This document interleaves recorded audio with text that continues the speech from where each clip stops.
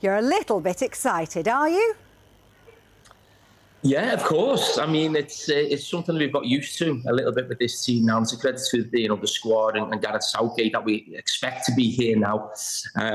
Yeah, bit of excitement, a little bit of nerves. I'm actually in Spain as well, so I'll be surrounded by I think a few Spaniards tonight when the game's on. So that bodes well for a good atmosphere anyway, and hopefully it goes England's way.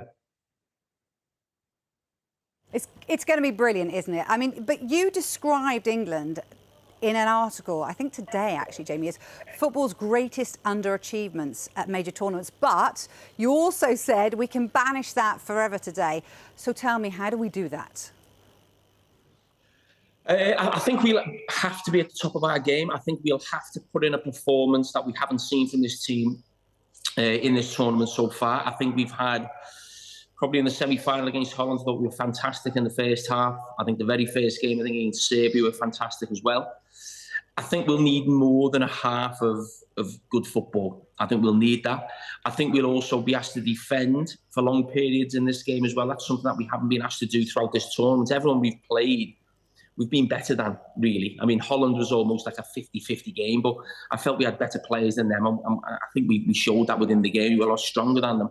I think at times we'll be pushed back and we'll have to defend it. As I said, we haven't really done that through this tournament. So there'll be a lot of questions asked of, maybe the goalkeeper and the back four, because they've been fantastic throughout this tournament. There's been a lot of criticism for England, but that's mainly been the football that we've played and the attacking players. There's no real question being asked of the defence because no one's really looked like they could score a goal against us. I think that will change tonight. So there'll be a lot more asked of them. So I think it's a step up in class than what we've seen in this tournament, and England will need to step up as well.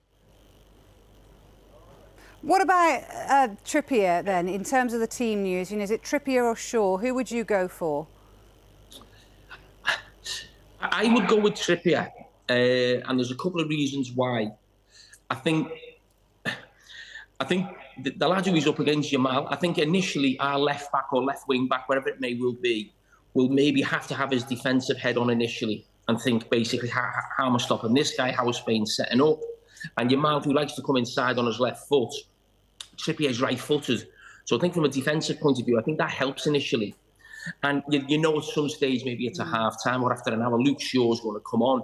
Now, I think if you start Luke Shaw, he's going to have to come off. Now, it's very difficult. You don't know how the game's going to be, but you expect it to be really tight. And certainly if England were drawing or behind, you wouldn't want to be bringing Luke Shaw off and bringing Kieran Trippier on. Because you're changing more of an attacking player to a defensive player, unless Gareth did something completely different and went with a winger on that side. That could happen. But I'd have no problem with Kieran Trippier playing that side initially, with the idea that that Luke Shaw was going to come on at half-time or after an hour.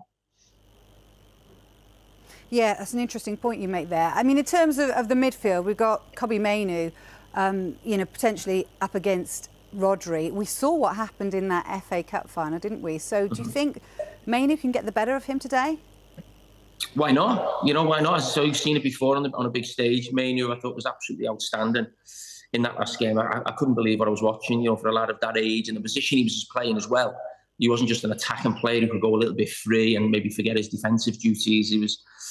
He was brilliant to take that much responsibility for such a young player at that age and such a big game, the biggest game of his life.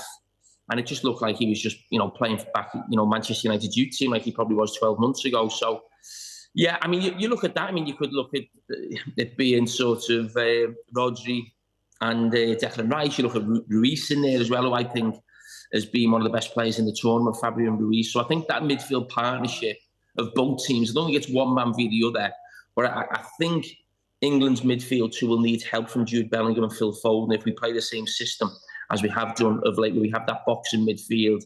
I think it's really imperative that those two get after Rodri and Ruiz as well, because I think just going man for man or 2v2, I think our two would find it tough. It's interesting, isn't it? There's so many kind of Premier League players in there going up against each other, none more so perhaps than Bukayo, Saka and Cucurella. I mean, Cucurella has lit up the Euros, hasn't he? And he hasn't been able to do that for Chelsea. How do you see that battle going today?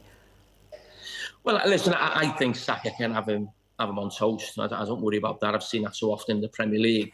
I mean, the slight problem is that because you can't have everything in football. We all want, the best players in the team. So Gareth had to change the system slightly, maybe to get Phil Foden and Jude Bellingham in central positions more often, which means that Bukayo Saka now is actually maybe 10 or 15 yards deeper in a wing-back position rather than a right-wing position. So that is a different position he's playing. So can he hear Cucurella enough? So that's where England have got to get that balance right with that system where Saka's doing a great job for you defensively and helping out with Williams, maybe with Kyle Walker. But when England have the ball, he can still be high and wide and get in behind Cucurella because, as I said, we've seen it before. He gives them huge problems. And not just Cucurella, he's given almost every left-back in this tournament huge problems because he's a brilliant player and he's probably been England's best performer in this tournament. So that's just getting the balance right, and that's really key because we need to make sure we see enough of Saka going forward as we do going back. We know we can do a great job, tactically brilliant, diligent, works really well for the team, and he'll do a great job and help Kyle Walker back there, but we need to make sure we see Saka at the causing Cucurella problems as well. Yeah, it's interesting what Southgate was saying in his press conferences throughout this tournament. He was saying what he's loved about his players. They've been able to kind of navigate and do that. We've seen Saka changing positions throughout that game. How important is it for all 11 of those players today to become leaders? Yeah, I think it is important. I think the fact that you get to this far in a tournament, you've done it before as well, show there must be great leadership qualities within that squad. And those leadership roles can change, can grow, as well as new players in the squad. There you talk about Mainoo as well. But I think what was interesting was in the Dutch game, the semi-final, Ronald Koeman made a couple of changes, personnel-wise, system-wise, as well as the game was going on. And Gareth mentioned he had to make changes and little tweaks. And sometimes these are little things that we don't notice when we're watching on TV, but, they're very important, happen in the game. And however the game is going tonight, whoever's in front at some stage, the opposition manager is going to change something, as I said, again, whether it's personnel, whether it's a system. And these players have to adapt very quickly and take on real information. And it's difficult to get information onto the pitch from the bench. So you need those leaders on the pitch who can convey that message and also take on responsibility themselves. Yeah, absolutely. I mean, the main leader is, of course, Gareth Southgate. Where do you stand on this debate? Because actually, we were talking yesterday, the fact that this could potentially be kind of his best tournament and almost his worst in terms of what he's experienced out here, in terms of the media, in terms of the fans turning on him at times. Where do you stand? Has he done a fantastic job? What do you think? Yeah, he's done a fantastic job, and anyone who says he hasn't, I don't think you really take it too serious, really. I think we sometimes get hung up a little bit too much on social media. I mean, social media, as we all know, is full of cranks. So, I mean, to take that, where people on there are serious when they're talking about whoever it may be, you know how that works. I don't think any respected journalist, football pundit really could make a real strong argument that Gareth Southgate hasn't done a great job. I mean, it's just there for all to see where we were before he came in and where we are now and how close that we've come. But I think some of the criticism at the start of this tournament and through the games was fair. The performances were poor, really poor. We were hanging on. We had to score a last-minute goal to sort of stay in the tournament. We went to penalties against Switzerland. These are teams that we should be beating, and we should be beating well when you consider the team that we've got. But for me, that's not a real criticism of Gareth Southgate because this has almost felt like the first tournament that hadn't really gone to plan in terms of performances and scoring goals and looking exciting. But somehow, by hook or by crook, we managed to find ourselves in the final. And this then could be, the greatest tournament we've seen, obviously, for a very long time, but certainly under Gareth Southgate. But at times, it looked like, this team or squad or manager was coming to the end. That's the nature of international tournaments. But no, Gareth's done a brilliant job. And as I said, if you can finish it off tonight, it'll be a remarkable job that he's done. Do you think he'll leave? Do you think, come what may tonight, do you think that'll be it for him? I always feel that a manager, an international manager, if the players and his board, his FA, don't want him to leave, it always feels strange leaving after the Euros to me. It always feels like the World Cup is the one that you leave after. I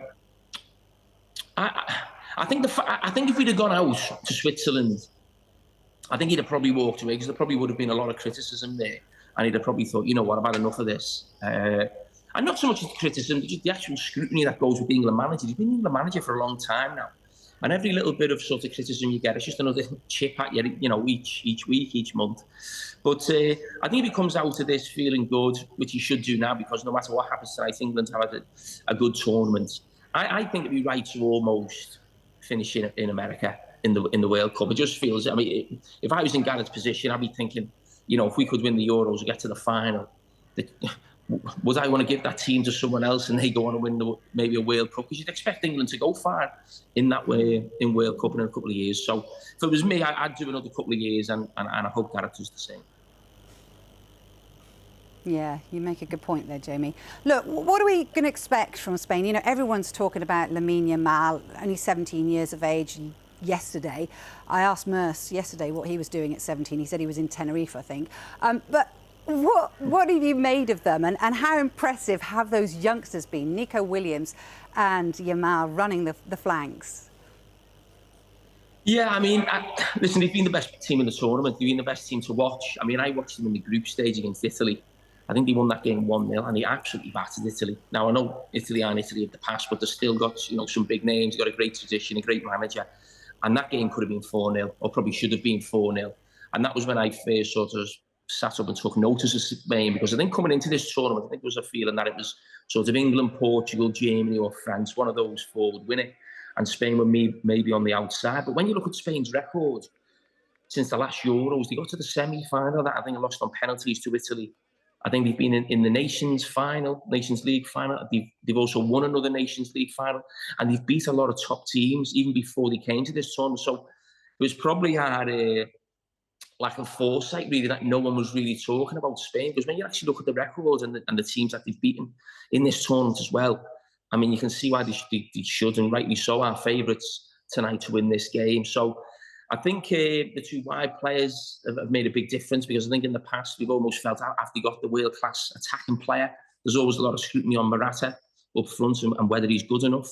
But in the two wide players, they look like they've got two young players who could go on and be superstars. So there's certainly something to watch those two. But of course, Rodri in midfield has probably been one of the best sort of 4 or 5 players in world football now for the last couple of years. And to become that as a holding midfield player shows how well he's done. Yeah, I would agree with that. Just finally, where would this rank if they won? Where would this rank in terms of sporting moments, do you think?